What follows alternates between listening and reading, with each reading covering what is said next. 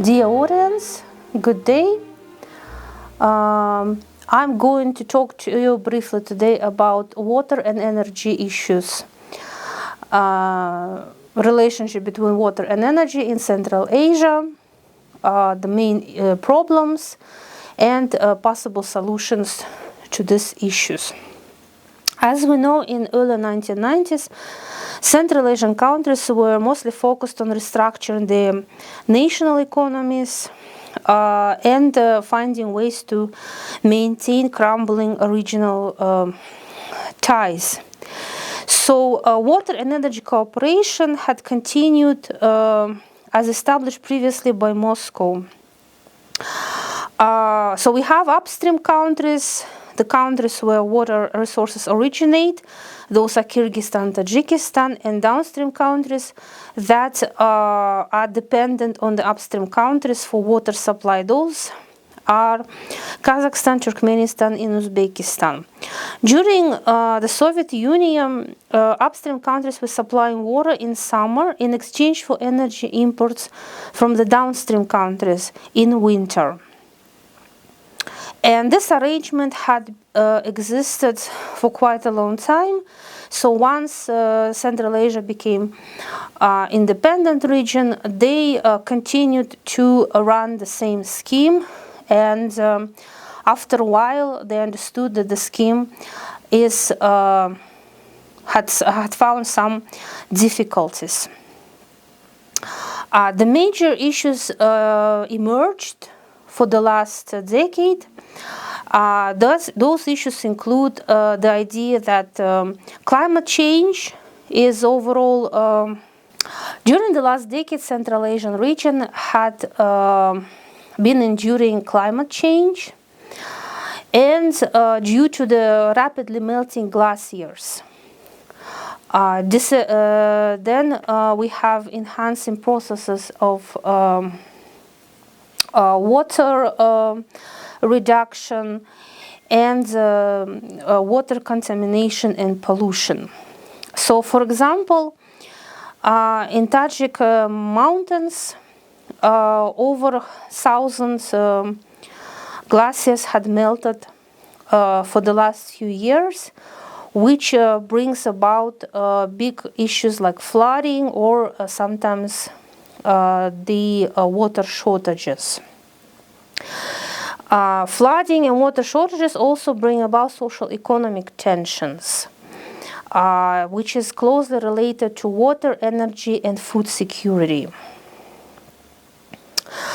Water remains a highly valued commodity in Central Asia. As a landlocked region, it endures harsh continental climate with extreme temperatures.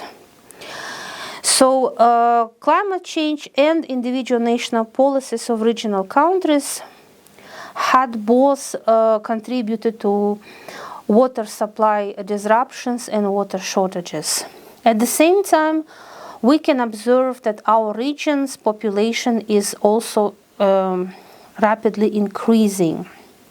For example, over 76 million people are currently residing in 5 Central Asian countries, and the figure continues to grow.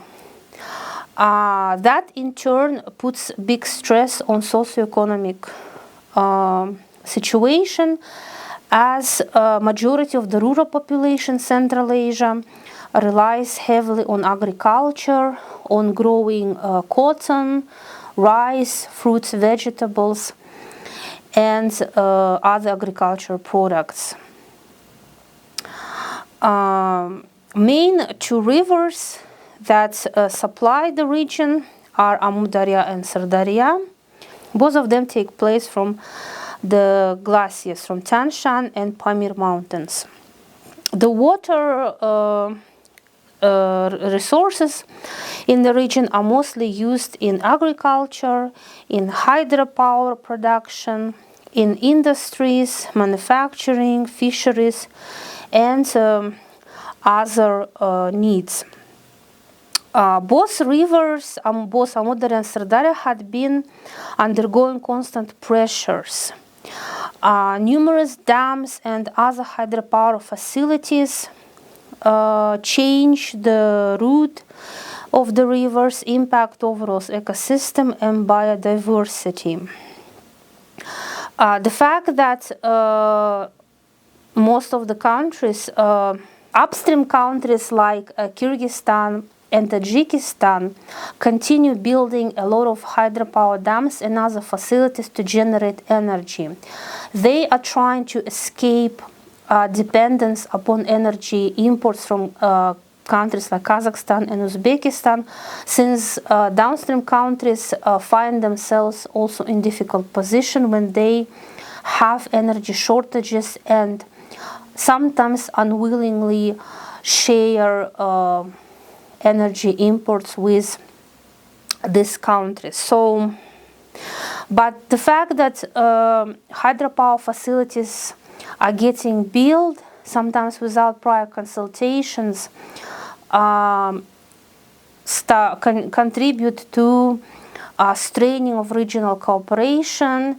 Countries start blaming each other for the fact that water shortages occur, and sometimes, as it happened for the last few years, Kazakhstan's southern regions have faced huge water shortages and water deficit, which negatively impacted our agricultural sector. So there are also, apart from the climate change and population growth, we also have tangible factors like old, outdated irrigation systems that are in bad need of repair. They either need to be changed or repaired, modernized. We're talking about irrigation canals and things through which water often evaporates and get lost, with basically losing all its purpose. So there are so the factors that prevent regional cooperation and sometimes contribute to this water shortages and water issues can be divided by two categories: tangible factors and intangible. So the tangible factors are the ones that there's outdated infrastructure, old irrigation systems, that should be changed or altered, and the fact that Uzbekistan, Turkmenistan continue to grow cotton, which is highly water-consuming product, and the exports provide big chunks of this of the country's GDP. Intangible factor, we can say it's the idea of regional cooperation. So back in 2003, in one of the Central Asian gathering, our first president, Nursultan Abishevich Nazarbayev, had offered the idea of establishing international water consortium all across regional scale in Central Asia. This idea had sometimes emerged during the Central Asian summits and forums as well, but so far it mostly remains on paper. Its creation remains as a big idea, and it's not clear whether other countries apart from Kazakhstan are willing to pursue it. The only regional organization that exists nowadays that combine all 5 republics is International Fund for Saving Aral. And that organization main purpose is to provide institutional decisions, institutional framework for solving the issue of drying Aral Sea, mostly concerning Kazakhstan and Uzbekistan. So apart from creating a big water organization, or perhaps our countries should think about